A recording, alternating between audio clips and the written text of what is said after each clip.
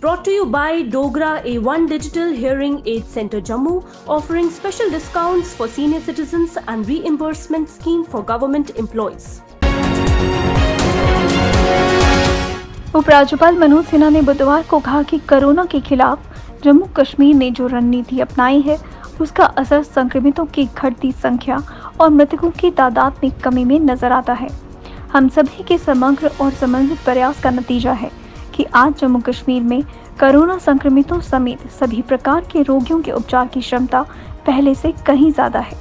उपराज्यपाल ने बुधवार को श्रीनगर के खुनमोह में 500 बेड की क्षमता वाले डीआरडीओ कोविड अस्पताल का उद्घाटन किया है। इस अस्पताल को डीआरडीओ ने 17 दिन में तैयार किया है। पूरी तरह वातानुकूलित इस अस्पताल में सभी आवश्यक और अत्याधुनिक चिकित्सा सुविधाएं उपलब्ध हैं। कोरोना से उपजे हालात को देखते हुए केंद्रीय माध्यमिक शिक्षा बोर्ड के बाद अब जम्मू कश्मीर स्कूल शिक्षा बोर्ड ने भी अकादमिक सत्र 2020-21 की 11वीं और 12वीं कक्षा की परीक्षाओं को रद्द कर दिया है। बुधवार को रेगुलर व प्राइवेट विद्यार्थियों की फाइनल परीक्षाओं को रद्द करने का आदेश जारी कर दिया गया।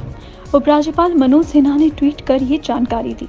उपराज्यपाल ने कहा कि कोरोना महामारी के बीच विद्यार्थियों की सुरक्षा को देखते हुए सरकार ने परीक्षा को रद्द करने का फैसला किया है।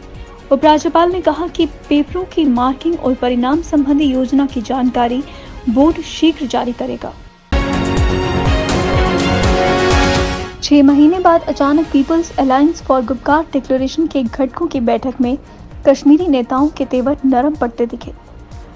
पीएचईडी के अध्यक्ष डॉक्टर फारूक अब्दुल्ला ने कहा कि जम्मू कश्मीर का विशेष दर्जा बहाल करने के संघर्ष में हमने सभी विकल्प खुले रखे हैं।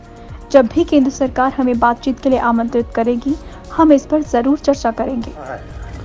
आप वो सुप्रीम कोर्ट का पढ़ लीजिए, उसका जवाब आ जाए हमें। डिलिमिटेशन के जो चेयरमैन हैं वो भी सुप्रीम कोर्ट के जज रहे हैं, उनसे जवाब आए तो उसके बारे में फिर हम फैसला करेंगे। सही है जज साहब?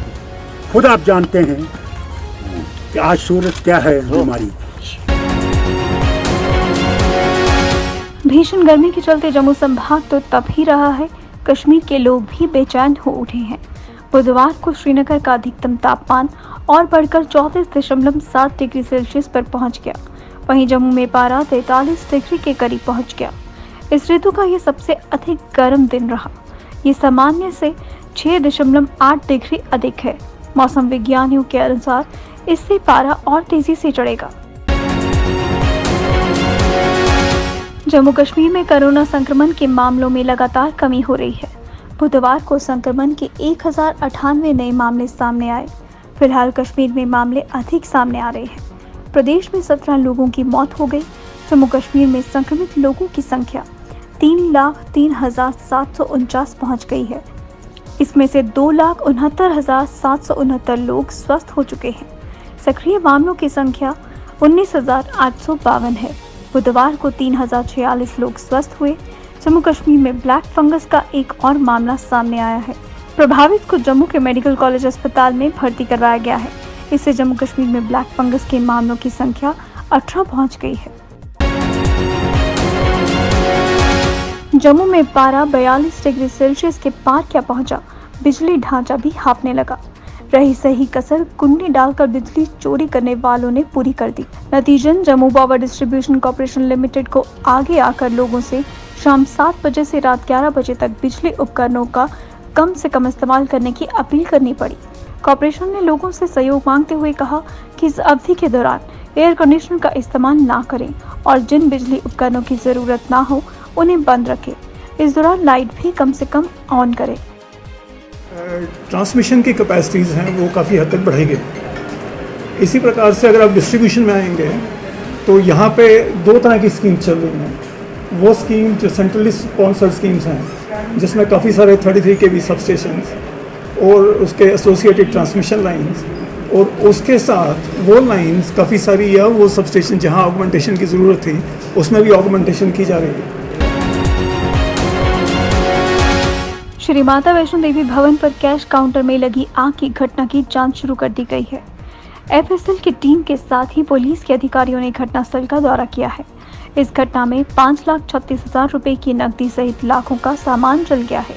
भवन चौकी के एसएचओ सुमन सिंह ने बताया कि प्रारंभिक जांच में मामला शॉर्ट सर्किट से आग लगने का ही लग रहा है। अलबत्ता जांच जारी है। कोरोना संक्रमण की रफ्तार धीमी पड़ने पर जिला अस्पताल सांबा में वीरवार से ओपीडी सेवाएं शुरू हो रही हैं। अब स्थानीय लोग अपना इलाज करवा सकते हैं। कोरोना के कारण प्रशासन ने सांबा के 3 अस्पतालों को कोविड अस्पताल में तब्दील किया था। उसके बाद स्थानीय लोगों को छोटी सी बीमारी के लिए भी विजयपुर या अन्य अस्पतालों में इलाज करवाना पड़ता था। लेकिन कोरोना संक्रमण की दूसरी लहर की रफ्तार धीमी पड़ने पर जिला प्रशासन ने जिला अस्पताल सांबा को आम जनता के लिए वीरवार को खोल दिया है। अब इस अस्पताल में ओपीडी सेवाएं शुरू की जाएंगी। केंद्र सरकार ने किसानों के हित में बड़ा फैसला लेते हुए बुधवार को खरीफ फसलों के न्यूनतम समर्थन मूल्य का ऐलान कर दिया। खरीफ की प्रमुख फसल धान का न्यूनतम समर्थन मूल्य 72 रुपये बढ़ाकर 1940 रुपये प्रति क्विंटल कर दिया गया है। दलहन फसलों की खेती को प्रोत्साहन देने को सरकार ने इसकी एमएसपी में भारी वृद्धि की है। आयात निर्भरता घटाने के लिए सरकार ने अरहर व उड़द का समर्थन मूल्य 300 रुपये प्रति क्विंटल तक बढ़ाने का ऐलान किया। तिल की एमएसपी 452 रुपये प्रति क्विंटल बढ़ाई गई। भारतीय क्रिकेट कंट्रोल बोर्ड के बहुचर्चित T20 league Indian premiere league के 14वें सीजन के बचे हुए मैचों को लेकर काफी बातें की जा रही हैं। पिछले कुछ दिनों में टूर्नामेंट के बचे हुए 31 मुकाबलों के आयोजन पर काफी कुछ कहा गया है, लेकिन अब बोर्ड के उपाध्यक्ष ने बयान देकर इस पर विराम लगा दिया है। राजीव शुक्ला ने साफ कर दिया है कि टूर्नामेंट का आयोजन 19 सितंबर से किया जाएगा और इसका फाइनल मुकाबला 15 अक्टूबर को ही खेला जाएगा।